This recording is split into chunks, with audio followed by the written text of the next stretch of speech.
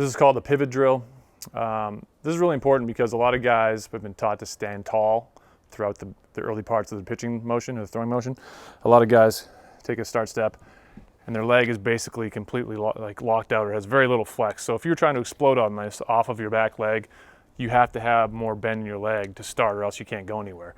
To get around that issue, if the quick handbrake thing isn't working for you that I talked about in the video, if going here and having the intent to throw, the objective of throwing hard from this point and breaking your hands quick isn't working just quite the way it should, where your leg's going to automatically bend as soon as your hand breaks, this is a great way to ingrain it through the full windup.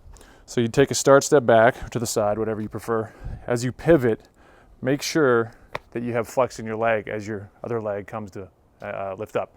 So instead of being up high and locked out, you come back, have that bend, have some flex. You want to be in an athletic position already in this position. From here, you can just break your hands and explode. You don't have to worry about breaking your hands and then dropping. You know, it might be a little less power development into the ground this way, but at least you're not going to miss out on the whole having a base to throw off of.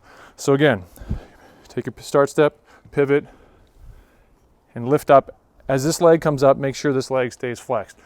I know in Aroldis Chapman and some of these guys, they keep their legs flexed before their hand breaks. Other guys will be a little straighter with their leg, but they have a quick hand brake and their leg instantly jolts energy down into the ground. So it's here, and then guys break and it's getting this position to throw off of. Other guys, as they pivot, will have flex in their leg, and you'll see this more of this kind of position. Both work. If you can do the first one, I prefer that more like a Clayton Kershaw. But if you're having trouble with that, if you're not getting the connection there with hand brake and back leg flex, try this drill. At least you'll be guaranteed you'll have a solid base to throw off of, and you'll have power coming from your back leg.